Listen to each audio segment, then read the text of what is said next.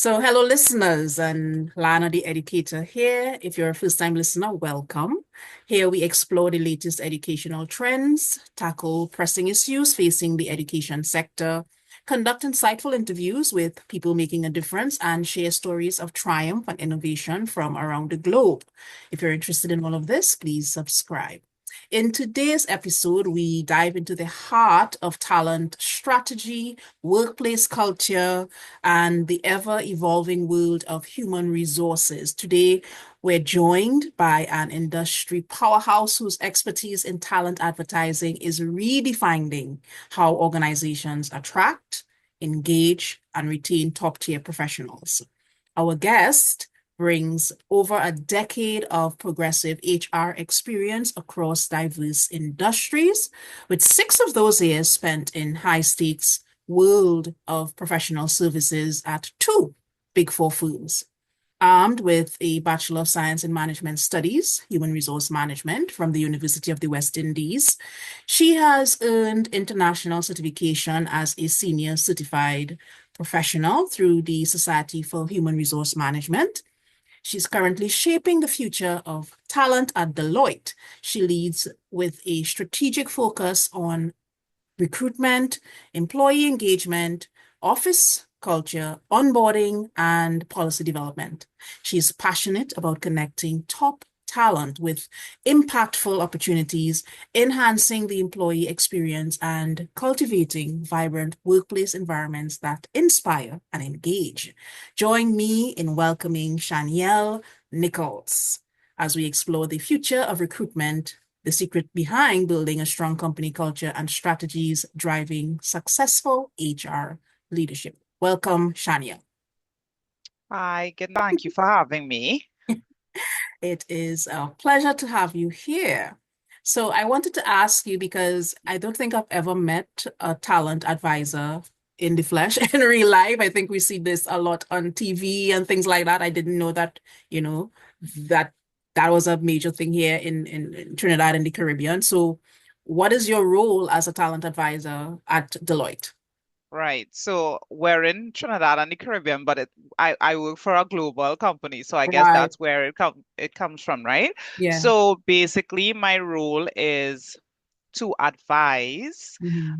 on all fronts. So advise staff at all levels. Okay. So I advise leadership Mhm. on, let's say, exactly what we're going to talk about, talent trends, policy. If they have any questions, they are always guided by the talent advisors. Mhm. And I also am responsible for I call it the operational aspects of talent or HR. So talent and acquisition, recruitment, onboarding, offboarding, company culture. I dabble in a little bit of policy development, executing policies. Usually, private companies do not have a lot of industrial relations, but I Mhm. would also sit and assist with that as well. Mhm. And those are just like some of the things I remember off the top of my head that, It's a but lot you still. know, it's a wide umbrella. Yeah, a lot of things fall under HR, but as we talk, Yeah. it will come up. Yeah, but how did you decide to pursue this? I don't think like, in career options, people say I'm going to be a talent advisor. Advisor, right? Yeah. How did you want to inspire to pursue this particular career?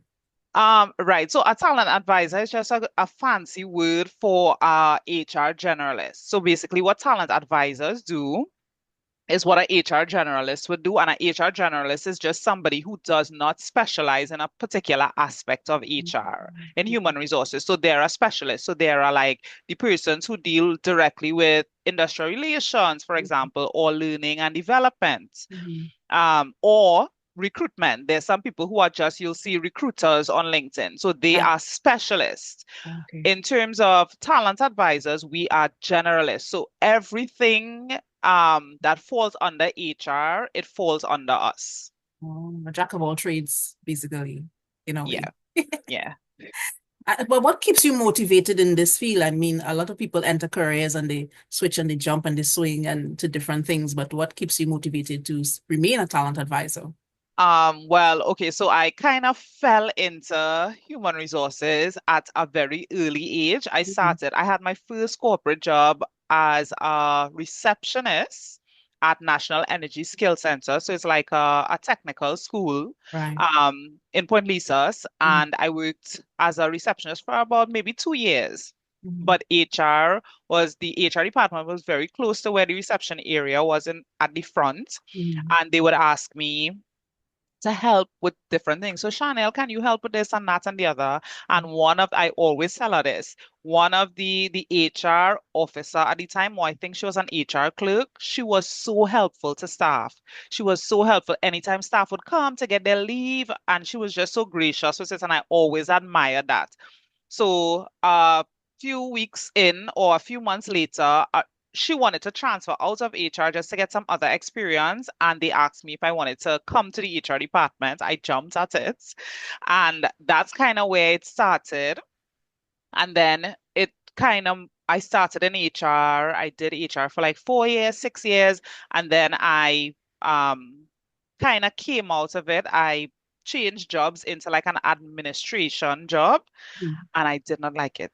I didn't last long. It was like 2 years, and I was like, Lord, I am going back to HR. If you note, well, it's probably not in my bio, but I did my degree in my 20s. So I didn't do my degree straight out of school. Right. I was like, I'm going to do my HR degree and I want to get an HR job. And then so I started over. Mhm. And what keeps me going or what makes me want to do it is during the time, there was a period in my life I was unemployed. Mhm. And during that period, I felt like I had no purpose. I almost fell into depression. And I just wanted to go back into HR to have a purpose. And I promised myself and I promised God, if I get back into HR, I would serve. Mhm. And I've been back and I've just been serving. So really to answer your question, the short answer is my ability to serve others is Wow. really what motivates me. Right. And you're hearing the passion coming out there. So, in terms of like application and hiring processes, you're involved in that as well, yes? Yeah, well, I manage it. Yeah. Right. So, what would make a candidate's resume or interview stand out for you?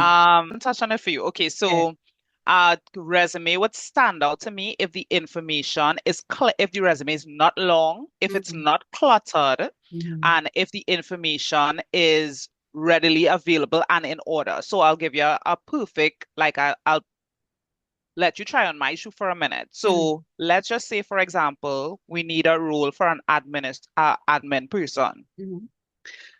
These are roles that we get a lot of applications for. So you put an ad out, and in a week you get maybe 600 applications. Ah. When we it's one person, maybe usually it's one person going into the system to go through these resumes to start shortlisting. Mhm. I do not have a lot of time to sit and try to figure out what year you went to university and that sort of thing. I need to see the information in 60 seconds and move on to the next person because the first set of shortlisting is really just going to be who's qualified. Right. And if your information is just all over the place and it's hard to read and I can't understand, then your resume it's not going to make it because Mhm. I'm working quickly. Mhm. So if your resume should really be very short, so like one page back and front Mhm. in chronological order. So your last employment and then your education laid out, and then it shouldn't have too much fluff. Don't fluff Mhm. it up. That doesn't help. Also, as a talent manager, do you provide support for like interview preparation and things like that? You mean to other people, to student? Well, I mean, not professionally. I Right. don't not like a side thing, but Hmm. I do sometimes just like my friend might know somebody who's going into interview and they don't want advice, or sometimes I go to talks. A Hmm. school might invite us or something like that, and I'm always happy to go and explain this to students. I usually talk to the University of the West Indies students at World of Work and at mock interviews and that sort of thing. Hmm. Um, I give advice like that. And then if we get invited to schools, I usually go on behalf of Deloitte, or if I'm ever invited as me, I Hmm. am always happy to go and give advice because I feel like a lot of people don't know, and I just have all this information in my head, and I'm like, it's just there. Yeah. So what steps would do you usually take in your role to ensure that the candidates that you come across have um, a positive recruitment process? Right. Mm. So our recruitment process Mhm. is really was guided by our global office. So basically what Deloitte wants is the experience that you have at Deloitte Trinidad, you should have it at Deloitte Brazil or Deloitte Russia or wherever you go in the world. So it's kind of basically the same thing. So we have a lot of people. I have two recruitment coordinators under me. Mhm. They report directly to the recruitment senior manager, but I oversee them in Trinidad for my Trinidad recruitment. Right. And then there's me, and I also have an administrator, admin person. So there's a lot of people involved to make the experience a better one for candidates. We communicate, communicate, communicate, communicate. So when you get called for screening, we Mhm. guide you through the process. We answer any questions. If the screening is going to get postponed, we let you know. If you are successful or if you are not successful with the screening, we let you know. We communicate either via phone or um, email. And I personally try to guide my girls. I tell them all the time, communicate with them. Be honest, communicate. I don't like people to, I know how it is to have like anxiety. So Yeah. we try to communicate as much as possible Mm. outside of just being our recruitment process itself is guided. Mhm. So there's a lot of processes that we also have to follow. Like, for example, we have a screening. So Mhm. when you apply online, our resumes are you cannot hand me a resume. It's not going to make sense. So you have to apply online, and then when we go in there, we shortlist online, and then we call you for screening. And after your screening, you get called for a talent interview. So you sit with HR, and we screen you a little bit more, um, see if you'll be a good fit for the culture, Mhm. for the organization, if your personality is going to be a good personality for the hiring manager, if you have the basic requirements for the job, basically. And then if you are successful there, then you go on to meet with the hiring manager and you go into a more technical interview. Hmm. So how do you decide whether a candidate is not just technically qualified, but also a good cultural fit for Deloitte? Right. So the cultural fit is usually my expertise or talent expertise. So Mhm. I already know I've been with Deloitte 2 years in May. Next month is going to be 2 full years. Well, at the end of this month. Thank you. And I already know the culture. So the Deloitte or Trinidad office is one of the smaller offices. So our local headcount is about 80 now. I know Mhm. everybody. I know the hired managers. I have an idea what the personalities are. I know what the culture of the organization is and what we're looking for. So based on the employee's role, I also know we hire a lot of people to sit in Trinidad and also work for different offices of the islands. So Mhm. I also need to vet to see if the person is gonna be okay communicating with someone from Cayman. So if they're well spoken, if they understand questions, if they are confident, if they're a little bit shy. I'm not gonna take somebody who's an introvert and put them with an extroverted hiring manager. They're gonna clash 6 months down the road Mhm. and they're gonna come to Channial. Mhm. So I do the cultural evaluation or the recruitment coordinators. We do it. Mhm. It's simple. It sounds like a lot, but it's just really to kind of get to know you outside of your resume, go through your resume experience. I look at, how you dress, your presence, how you speak, how you represent yourself. And then I go into your qualifications and your experience because you will not believe a lot of people are not honest Oh, wow. with yeah yeah they're not. So we I need to verify your qualifications and your experience, and once I feel like okay, yes, you could handle the job, because Deloitte is a very fast pace. Mhm. We serve clients, and so we're very fast paced and we're looking for somebody to pick up quickly. Mhm. Once I feel like you're okay with that, then I move you on to the hiring manager and you Mm. go into that interview and you get more technical questions on the actual role. Mm. Yeah. I saw from, like reading your website and all of that, that Mhm. you work with different businesses, basically, audit and tax and consulting. Mhm. So how does that work to fulfill their talent needs? How does it work working with those different, well, I'm Service. calling them disparate things, audit and tax and consulting. How does it work in Mhm. your firm? Right. So basically, we have different service lines, we call them. So Mm-hmm. we have the audit service line, which would have their audit partners. Um, we have the tax service line, which that would have the tax partner. And usually our recruitment is guided by one, the qualifications that you need for the job, and also what the partner or the business leader, we call them, the team that's running the department or the service line, we are guided by what they need. So they're not going to need the same thing all the time. So for example, we had last year we took a tax intern, but they specifically wanted a tax intern with a legal background. Mm-hmm. So they would tell you, they would say, Chanel, I need somebody with a legal background, somebody who did law, who went to Hewitt and etc.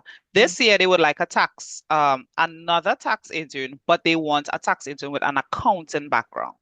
So usually we are guided by the we are guided by the business leaders the majority of the time.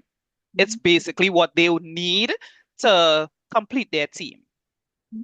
Interesting. Yeah. Mhm.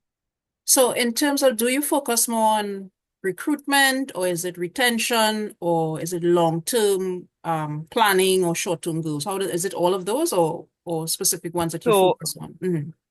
so my job is encompasses it all because as I Mm-hmm. said, I'm an HR generalist. So All the right. burden is on my shoulders to get quality candidates in the door and Mm-hmm. figure out how to keep them there as long as they are doing the work and making the business leaders happy. And as long as the candidates is happy as well, right? Because you don't want sometimes you don't want people to be unhappy in their role. That's one of my big things. I try to guide them as much as possible because I really would like people to do what they want to do or what they like to do.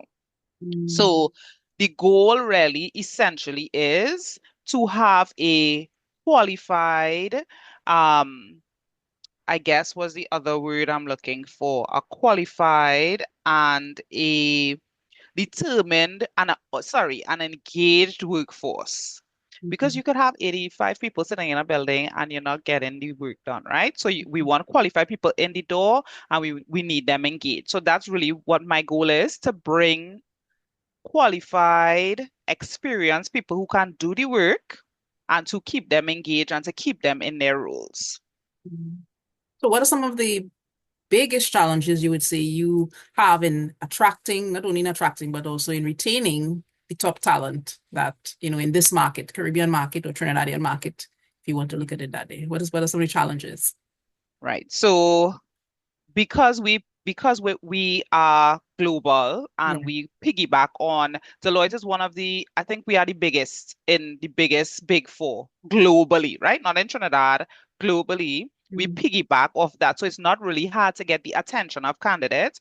The issue really is the technical rules. So a lot of our technical rules are how to put it, the market for it is getting smaller and smaller. So for example, Mm. where we have an audit and assurance service line. Mhm. Globally, less and less people are doing ACCA. Locally, less and less people are doing ACCA. ACCA is difficult, right? A lot Yes. of the generation that's incoming. Like this is the greatest challenge. Right. Everybody wants to be an entrepreneur. Nobody wants to work corporate. And Right. even if they work in corporate, they just work in corporate for 2 to 3 years to go into being an entrepreneur. So Okay. they don't really want to sit and do ACCA because ACCA could go from anywhere between 3 years to like seven to like 7 years. So we've Mhm. seen less and less people doing ACCA Mhm. and less people wanting to come into the corporate world. So we have to now adjust our recruitment and our offerings to make it more attractive. So we have to offer things like flexible working arrangements because Gen Z is coming, Mhm. they're interviewing, and they are asking you, do you all have parking? Do you all have flexible working arrangements? Can I work from home? Do you all have, and so we have to tailor the way we function and the way of life to, I guess, to attract Gen Zs. Gen Zs is the hardest right now, outside of like the technical roles, as I said. If we're looking for a specific person to do something specific, outside of that, it's just really keeping Gen Zs happy. I don't know, they're very tricky to put their finger on the pulse of what it is would keep them happy and what it is they want. Is it that they don't stay in their roles long term that you would typically get for other generations, like they would work for 5 years, or is it do they want to do multiple jobs? What have you I seen? can tell you. So now, I don't want to say, I want to use my words very carefully. Mm-hmm. Yes, it's difficult to manage them, but I wouldn't say that they are difficult. Mm-hmm. Okay. So, right? It's just times are changing and we have to change the way we manage and the way we do things to kind of fit.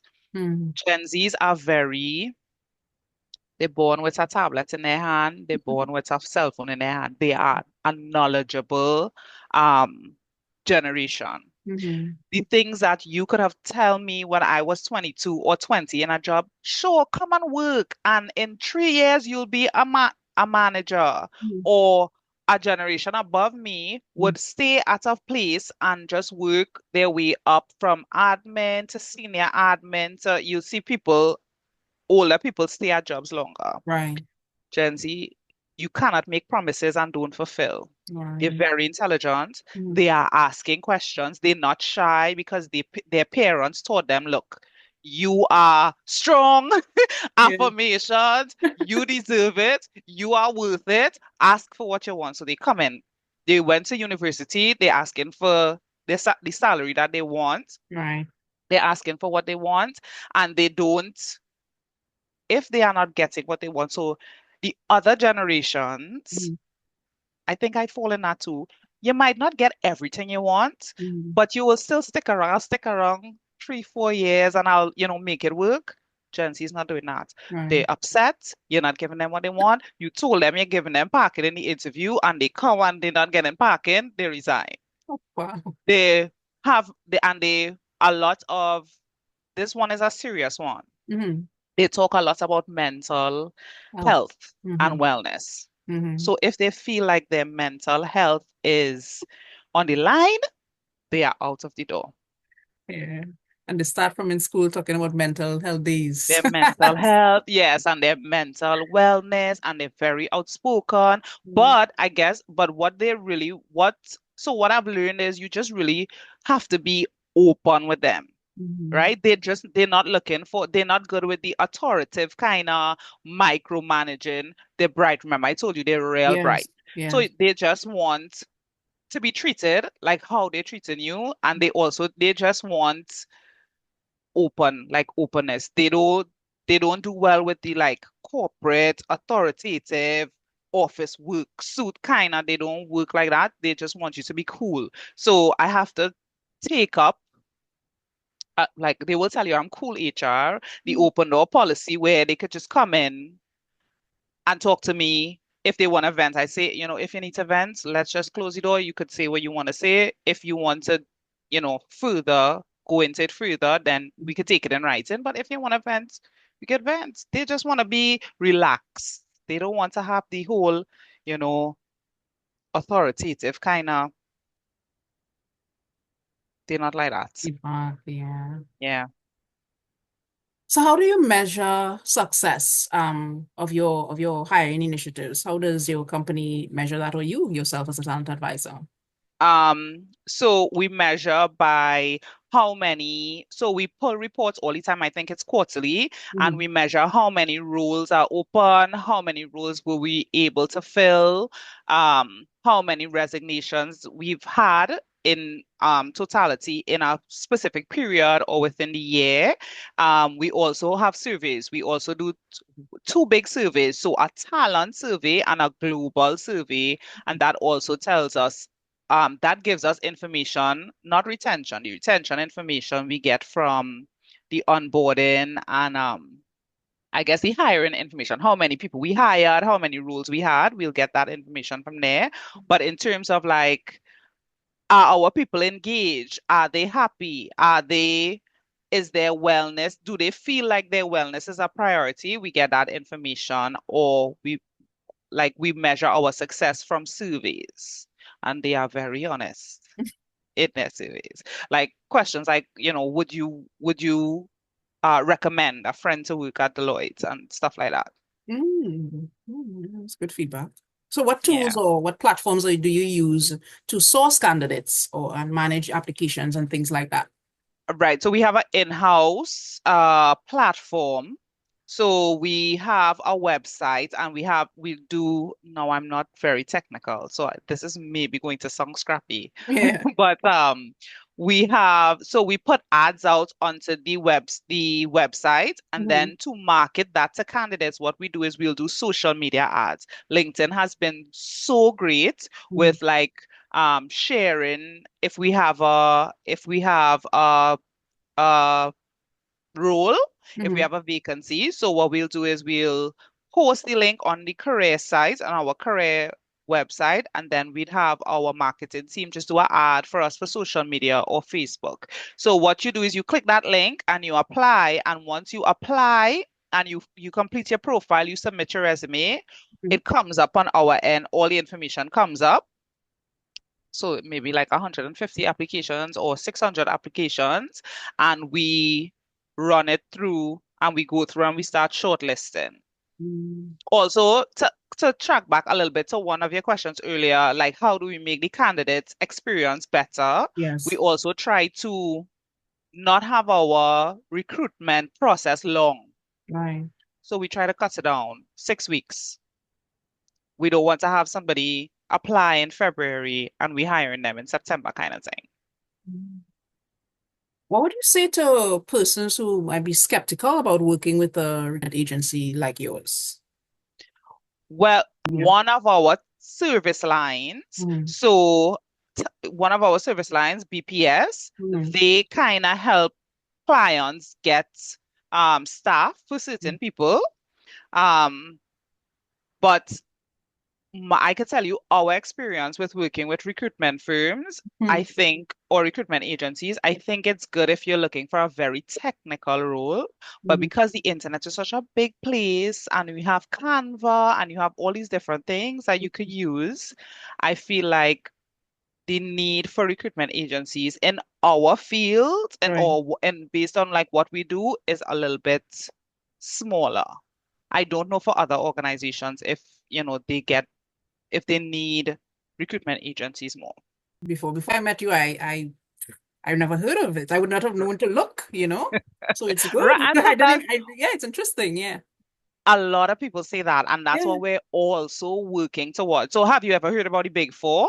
The Well, Big that Four, is one of the things I was to ask you to explain what that is because you say right? it and what is it? Right. So the Big Four is the four biggest accounting firms globally. So Mm-hmm. basically, what Deloitte is we are a professional services firm. So Mm-hmm. it's Deloitte. Globally, Deloitte is the largest financially. We make the most profit. We're the biggest. So it's Deloitte, EY, PwC, and KPMG. All four are in the Trinidad market. Okay. Deloitte came into the Trinidad market late. Mm-hmm. So by the time we came into the market, PwC EY was already here, so they are bigger in Trinidad than us. We were in other markets, so we are bigger than them in other islands. Okay.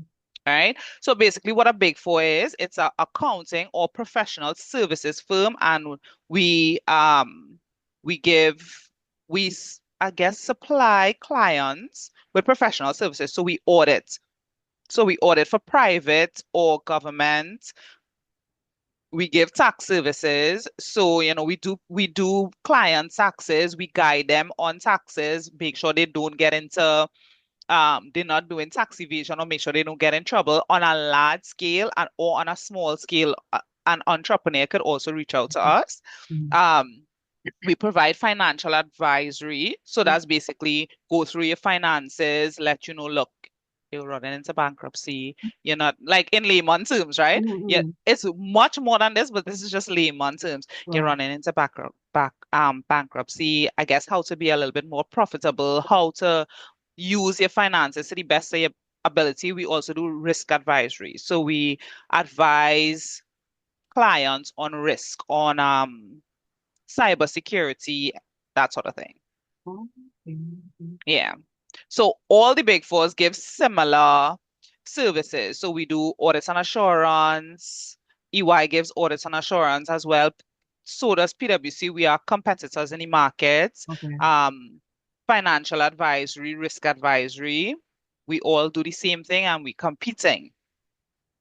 Well, thank you so much. I don't know what I may have left out. I think I learned a lot because, as I said, from not knowing anything about this company to meeting you and finding out about it and listening to your knowledgeable, interview here, I particularly, for me, my takeaway from this was learning about what was happening with ACCA. Because I know that when I was in school, you have obviously all these different organizations that used to offer it, and then you stop kind of hearing about it. But I know, just like you, at the time, I heard people lament, oh my gosh, I feel this and it's taking me so many other years and it costs so much money to do. So I think it would be very good for students coming up and doing accounting to know, I'm guessing That there'll we be a gap pay. in that market. We pay for them to do the accounting and it's Right. still a struggle. And Oh, it's not the figures are not it's not obvious to the public, to the naked right. eye. But Yeah. because we are in it, we see all the time where we see in the figures and is we talk to we have a relationship with ACC as well and some of the reps and they will tell us, they say, look, the exams, what it was 10, 15 years ago, the numbers is Mm-hmm. not what it is now. So we try to do a lot of work to encourage people. If you like numbers, if numbers is something that you like Mm-hmm. we're not going to force you, but ACCA is something that you can look at. Mm-hmm. Even if you, because I tell people all the time, do your degree, that's the foundation, and then jump into ACCA. Mm-hmm. But if you don't want to do degree, if you love numbers and you want to get into ACCA after secondary, after CAPE, Mm-hmm. then there's an avenue for you to do that as well. Mm-hmm. ACCA has made it even easier. So you don't even really need to have a degree. You can go in and just get ACCA qualified from CAPE. I can't remember if you do if it's CXC level, if you could do it as well, or if you have to do CAPE. I Probably can't from remember Cape. offhand. It's probably Yeah, from Cape. but But they this is have the interesting to know, and it's good, a different avenue that they go mhm, into and do directly what they want. Because sometimes the what company, they why do I want. have to do this extra stuff and all these electives when all I want to do is accounting? So I think that's wonderful information. But I think I heard you said you pay for them to do it. How does that work? Yeah, so we cover training and development. So it falls under our training and development policy. We cover designations for accountants. So because accountants are what we're looking for, we have a big amount of competition, and most of the big fours do it. Um, we cover ACCA.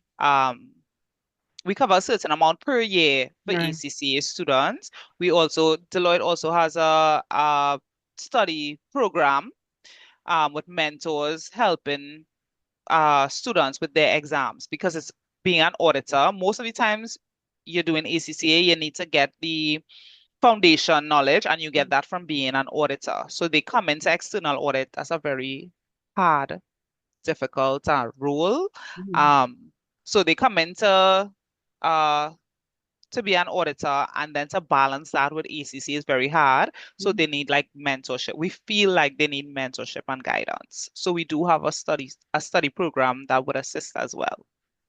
Wow. Very informative. Thank you, Channial Nichols, for joining us here on Lana, the Educator. Well, I'm directing you to Deloitte, and hopefully you will encounter Channial here. Thank you so much for joining us. Thank you so much for having me. It's a It was pleasure. a pleasure. And the chat was nice. I love talking about HR, but people find it so boring. So I just, Well, you made it very interesting, so you see, passionate about your job. So I want my listeners to yeah. know that you empower minds and you ignite curiosity. Thank you, Shania. Thank you so much.